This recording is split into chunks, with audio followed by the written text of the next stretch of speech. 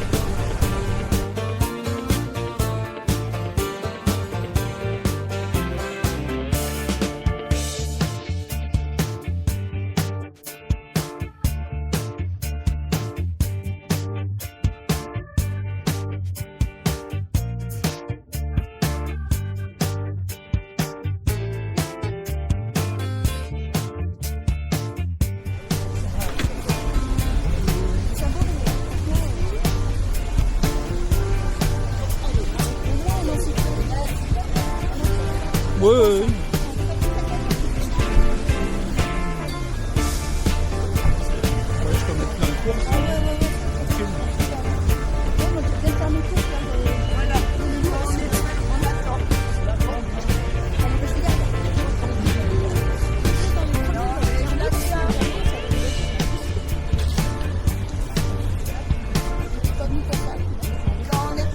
Allez-y, jetez-vous dans la mêlée, on vous suit.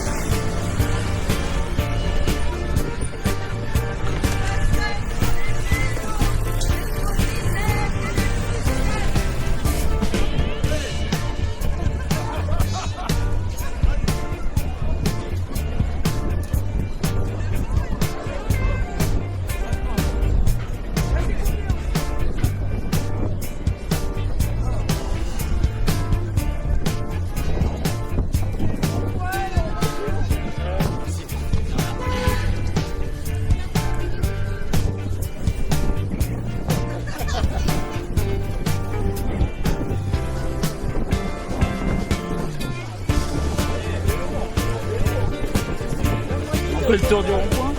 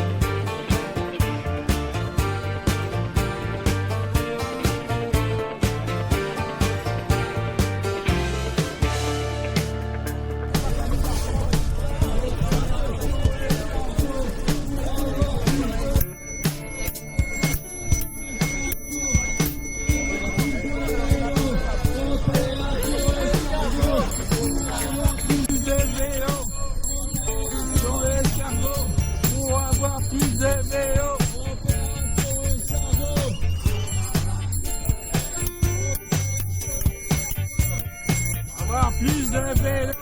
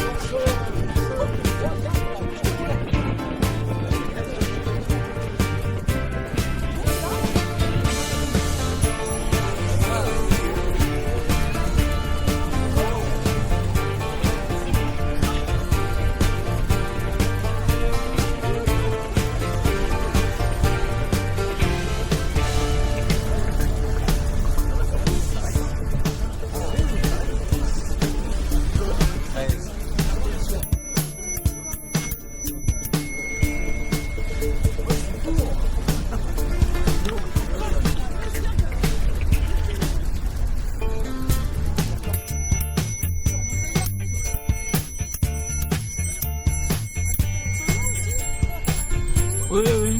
Bah, de toute façon, heureusement, parce que l'autre, la batterie est déchargée.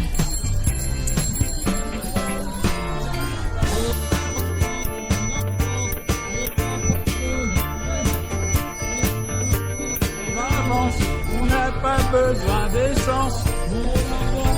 On avance, on n'a pas besoin d'essence. Pas besoin d'essence.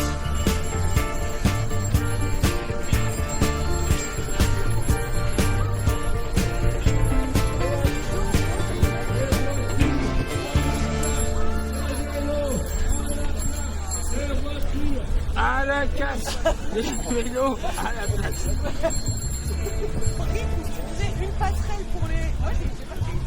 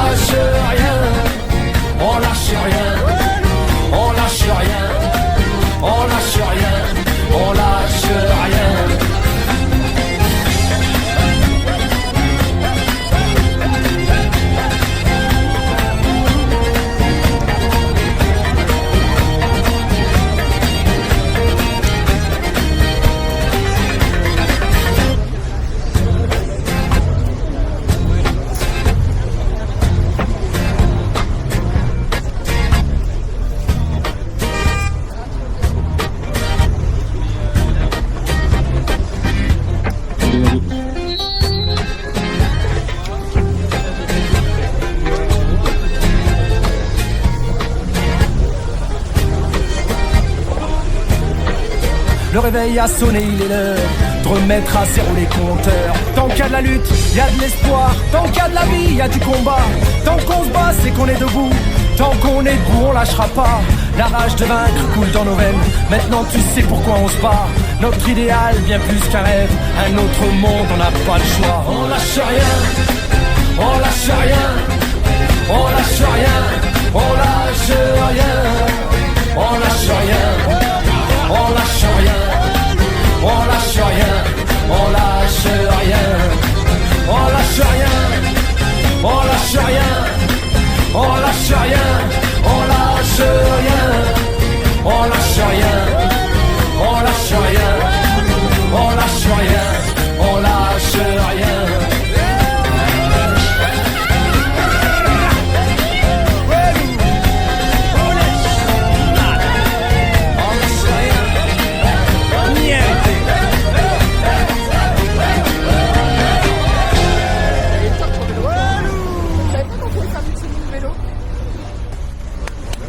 Un petit mot avant de se séparer. Bonjour, Jean-Claude de l'association Avelec. Donc on a co-organisé, parce que c'était à l'initiative d'Alésia Vélo qui nous a prévenu et l'association Avelec Vélo électrique a souhaité s'impliquer aussi complètement là-dedans. C'est vrai que ça fait 20 ans, 25 ans, 30 ans qu'on ouvre une passerelle pour sécuriser le franchissement de voies piétons et vélos. Donc on s'est impliqué dedans. Donc on est 50 aujourd'hui. Merci à tout le monde. Ça a été monté comme assez rapidement. Bon, avec l'aide du collectif Vélo de France. Je pense qu'il y a d'autres associations, on va voir ce qu'on fait en suivant. Il y a d'autres associations qui peuvent être prévenues, qui sont dans le coin, dans l'aire géographique de Cergy-Pontoise et du Val d'Oise. En tout cas, merci à tous. On vous tiendra au courant. Ça s'est bien déroulé. On a souhaité que ça soit évidemment pacifique et bien organisé avec les communes. Ce que je veux dire, c'est que quand on a envoyé les communiqués de presse, là, monsieur Coupé, au nom de tout le monde des communes, les mairies de Saint-Ouen et de Pontoise nous ont rappelé pour nous dire que ça allait dans leur sens. Les deux communes, c'est clair, se sont mises autour de la table avec le conseil départemental pour la passerelle et ils ont appris il y a un mois à peu près, un peu avant nous, que le conseil départemental, pour le moment, comme des élus, il leur fait le morceau. S'en consacre, reporter, dit-on, mais reporter quand même, reporter, ça peut toujours cacher quelque chose et nous, on n'a pas envie d'attendre. On sait que c'est, dans un premier temps, un arbitrage financier. Nous, ce qu'on défend, c'est que cet arbitrage financier, même s'ils ont à le faire, il doit être prioritaire pour la passerelle. Pourquoi? En deux mots. La région fait le job. Vous savez, la région, c'est le schéma vélo Île-de-France qui a été voté et qui avance et qui est financé par la région. Après, à l'autre bout de la chaîne, les communes, les communautés d'agglo avancent.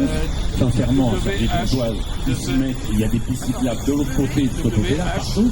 Et c'est l'échelon de milieu, c'est le département qui doit réaliser la passerelle parce que c'est une voie départementale.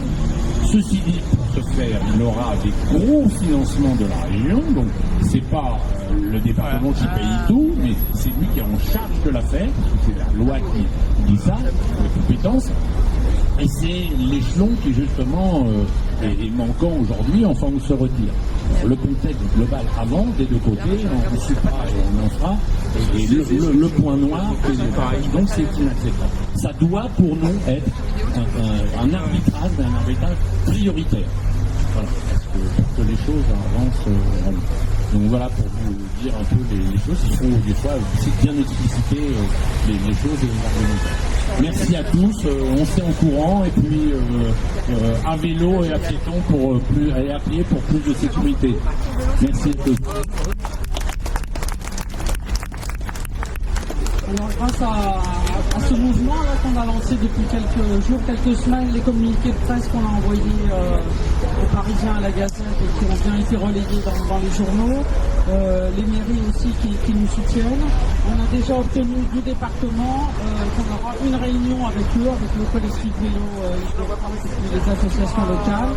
Donc ils prennent les choses quand même en considération. Bon après, ils n'ont pas trouvé les financements du jour au lendemain, mais enfin au moins ils acceptent de nous rencontrer une fois de plus. Des rencontres, on en a régulièrement, je dirais.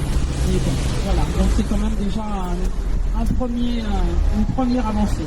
Je voulais remercier tout le monde. Je sais qu'il y a des gens qui sont venus quand même d'assez loin, Magny-en-Vexin, Montmorency, Conflans, etc., en dehors de l'agglo. Donc c'est chouette de savoir qu'on a des relais à droite à gauche dans le département et même dans les communes du 78 à côté. Voilà, merci à tous. Bravo.